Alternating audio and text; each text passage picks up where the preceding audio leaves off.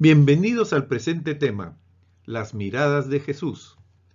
Para poder encontrar la mirada de Jesús, tenemos que hacer un recorrido profundamente espiritual por los evangelios.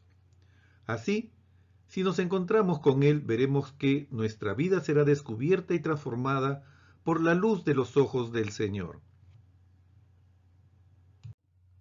A Jesús no hay que perderlo de vista, ya que Él nos lleva a la perfección de la fe, como lo recomienda la Epístola de los Hebreos, capítulo 12, versículo 2, con los ojos fijos en Jesús. Los evangelios conservan diferentes miradas de Jesús. No olvidemos que los ojos son el reflejo del alma, y a través de dichas miradas podremos llegar a conocer los sentimientos de Cristo Jesús, como lo menciona Pablo en la Epístola a los Filipenses, capítulo 2, versículos del 4 al 5. Y sin buscar el propio interés, sino el de los demás, tened entre vosotros los mismos sentimientos que Cristo. Todos necesitamos tener un encuentro personal con Cristo, pues en su mirada podremos percibir la profundidad de un amor eterno e infinito que tocará las raíces más profundas de nuestro ser. Es cierto que después que crucemos mirada con Jesús, nuestra vida ya no será la misma. Contemplar la mirada de Jesús nos servirá para aprender a mirar cristianamente nuestra realidad, nuestro quehacer y nuestro actuar, en favor siempre del otro. En cuanto a encarnación de su mirada, hemos de contemplarlo con atención, con los ojos fijos en Él, porque el modo de ser y de hacer de Jesús nos traduce la mirada de Dios. Descubrir esa mirada profunda, personal y cordial, manifestada en Jesús, nos ayudará a superar los miedos, a deshacer las dudas y a iluminar las oscuridades de nuestro caminar en la vida, tal como lo manifiesta el Salmo 139, versículos del 1 al 3. Tú me sondeas y me conoces, y que todas mis sendas te son manifiestas. Veamos a continuación las principales miradas de Jesús en los evangelios. La mirada al joven rico. Esta es una mirada de cariño perdida, donde un joven rico busca caminos de salvación ya que había observado bien los mandamientos desde su adolescencia. El joven sentía que podía estar tranquilo y que estaba en buen camino. Sin embargo, Jesús, fijando en él su mirada, con cariño le dijo: una cosa te falta, anda, vende cuanto tienes y dáselo a los pobres y tendrás un tesoro en el cielo. Luego ven y sígueme.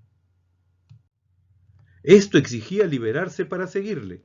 En ese momento la luz que se había encendido con la mirada de Jesús se apagó inmediatamente y se retiró entristecido y disgustado.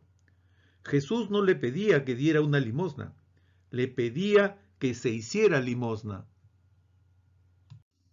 La mirada de Zaqueo. Una mirada aceptada en este pasaje en Lucas 19, versículos del 1 al 10, podemos destacar las dos miradas, la de Zaqueo curiosa y la de Jesús salvadora. Zaqueo quería ver al hombre que, a diferencia de los escribas y fariseos, no condenaba, y se subió a un sicómoro para verlo. Al pasar Jesús con su atenta mirada, le descubre y le dice: Zaqueo, baja pronto, quiero hospedarme en tu casa. Y Zaqueo, descubriendo su mirada, aceptó, no lo pensó dos veces, bajó deprisa y lo recibió con gozo. Zaqueo se sintió llamado y amado.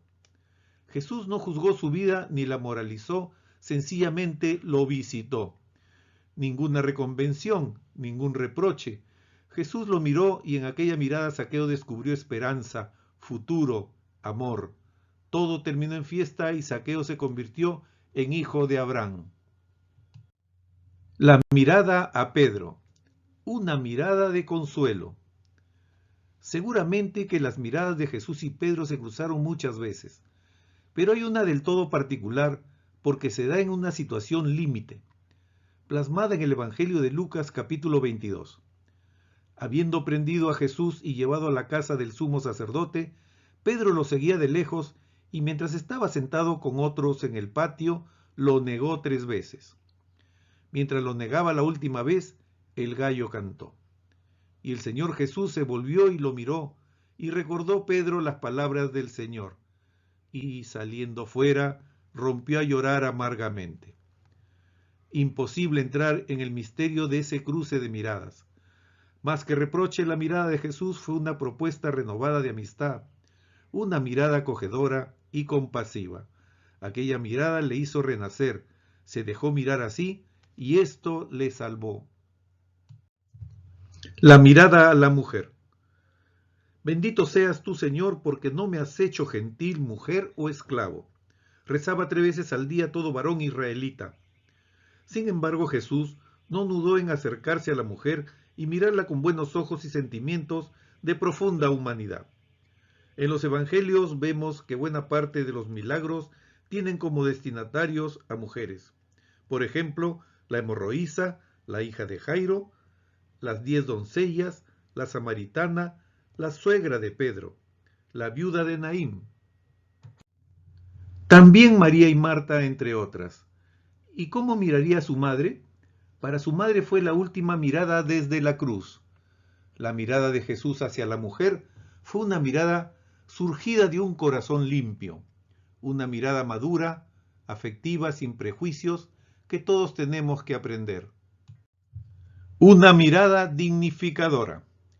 En Marcos 3, versículo 34, Jesús, mirando a los que estaban a su alrededor, dice: estos son mi madre y mis hermanos. Jesús viene a fundar una familia que supera los lazos de la carne y de la sangre, porque está fundada en la fe y en el amor al Padre. Los hijos dignos de Dios hacen la voluntad de Dios. Una mirada de búsqueda. Mientras Jesús caminaba por el pueblo, mucha gente lo seguía. De pronto sintió que una fuerza salió de él. Se volvió y preguntó: ¿quién me ha tocado los vestidos? Mientras él seguía mirando, se le acercó una mujer asustada y temblorosa. Aquella pobre mujer, marcada por una enfermedad impura. Por su fe en Jesús, quedó curada y restituida a la vida normal.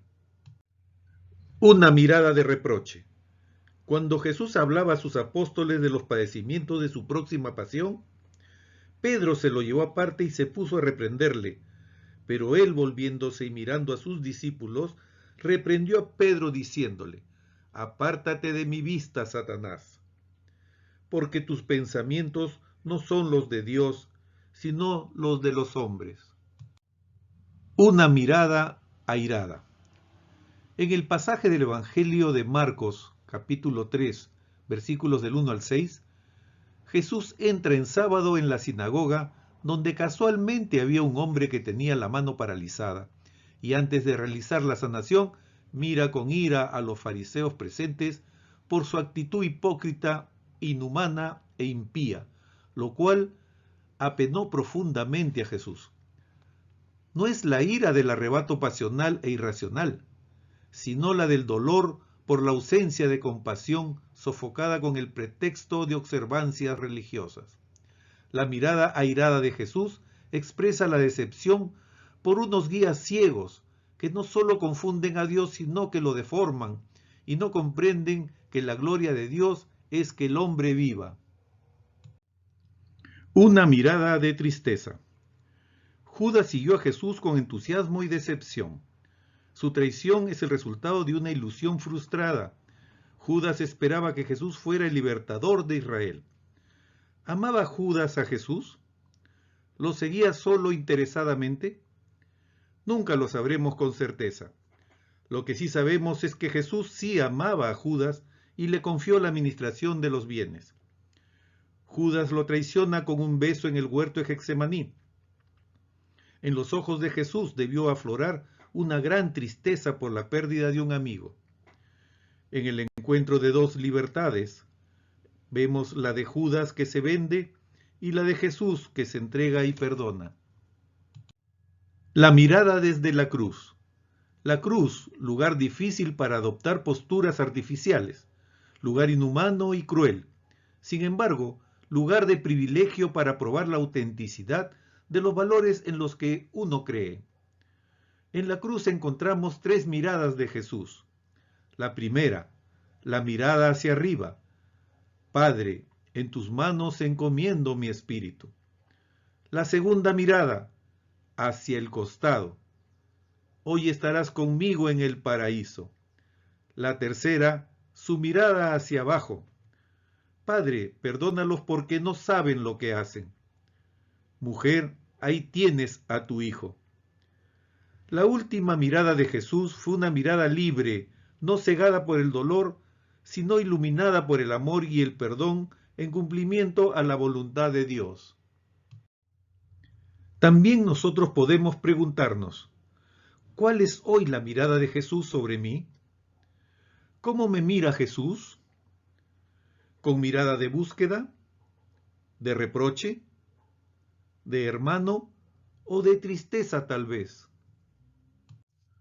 O como dice el Papa Francisco, con una mirada de elección o una mirada al llamado como uno más de sus apóstoles. Y puedas decir como Andrés en el Evangelio de San Juan, capítulo 1, versículo 41, hemos encontrado al Mesías. Ten en cuenta que el Señor siempre nos mira con amor. Querido hermano, debemos de buscar la mirada de Jesús con mucho entusiasmo y decirle, Señor, tú estás aquí entre nosotros. Fija tu mirada sobre mí y dime qué debo de hacer. ¿Cómo debo llorar mis errores, mis pecados y las ofensas contra mis hermanos?